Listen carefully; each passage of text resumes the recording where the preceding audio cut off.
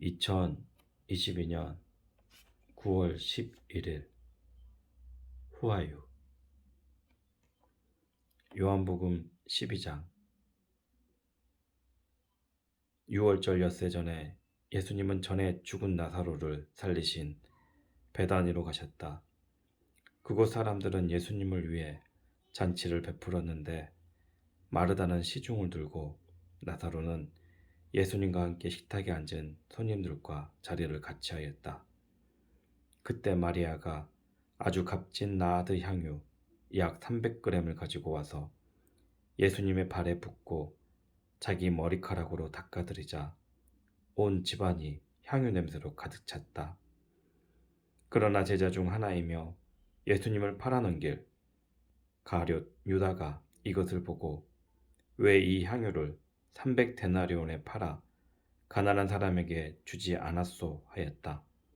그가 이렇게 말한 것은 가난한 사람들을 생각해서가 아니라 그는 동계를 맡고 있으면서 거기 있는 돈을 자주 훔쳐내는 도둑이었기 때문이다.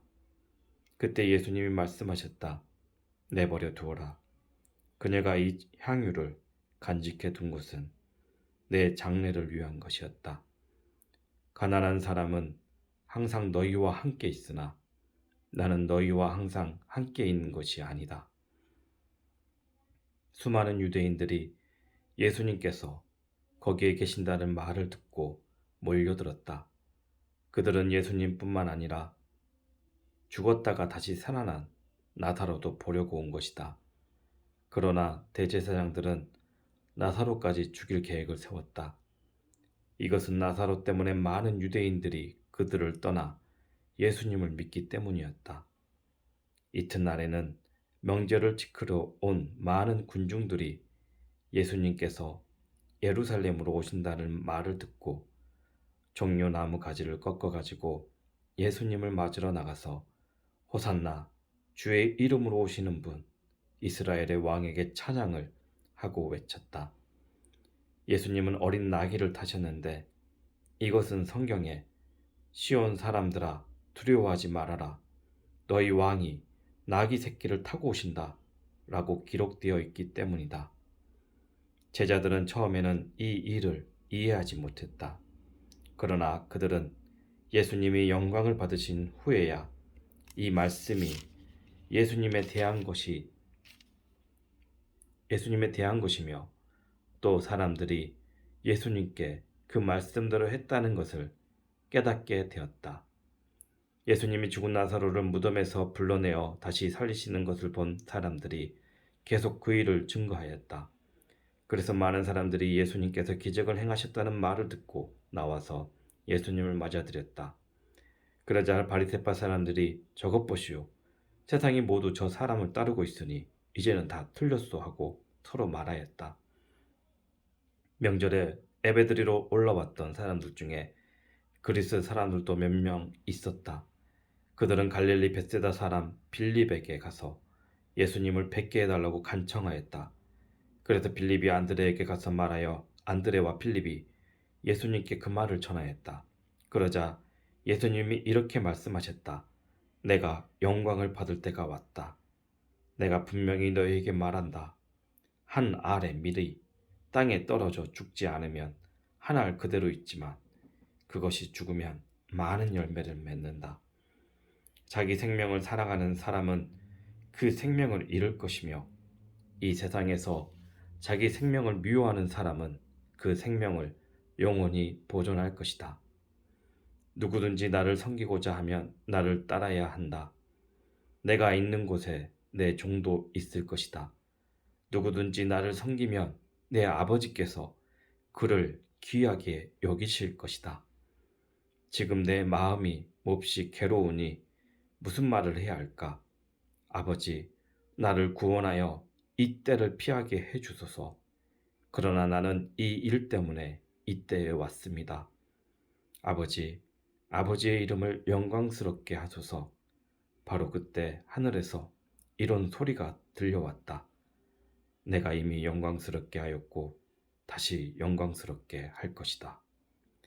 그러자 곁에 서서 그 소리를 들은 사람들은 그것이 천둥 소리라고도 하였고 또 어떤 사람들은 천사가 예수님께 말한 것이라고도 하였다. 그래서 예수님이 이렇게 말씀하셨다. 이 소리가 난 것은 나를 위해서가 아니라 너희를 위해서이다. 지금은 이 세상이 심판받을 때이다. 이제 이 세상 임금인 사탄은 쫓겨날 것이다.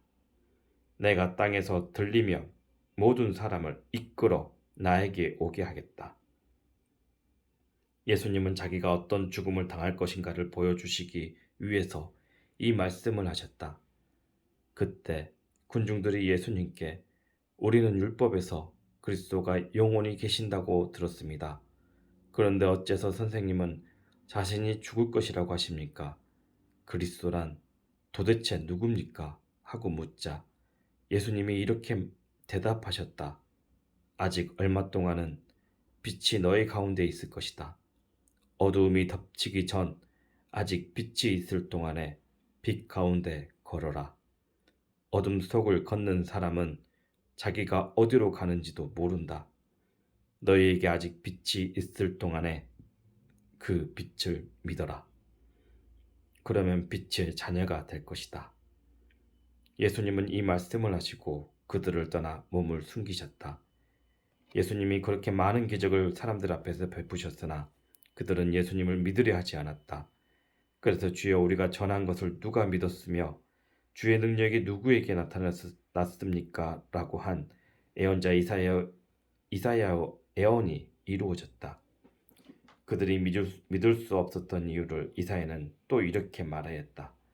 주께서 그들의 눈을 멀게 하시고 그들의 마음을 무감각하게 하셨으니 이것은 그들이 눈으로 보고 마음으로 깨닫고 돌아와서 고침을 받지 못하게 하기 위해서였다. 이사야는 주님의 영광을 보았기 때문에 예수님을 가리켜 그렇게 말하였다. 유대인 지도자들 가운데도 예수님을 믿는 사람들이 많았으나 바리새파 사람들이 회당에서 쫓아낼까 두려워 믿는다는 말을 못하고 있었다.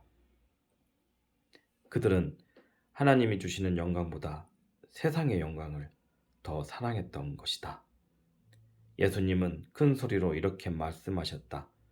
나를 믿는 사람은 나를 믿는 것이 아니라 나를 보내신 분을 믿는 것이며 나를 보는 사람은 나를 보내신 분을 보는 것이다.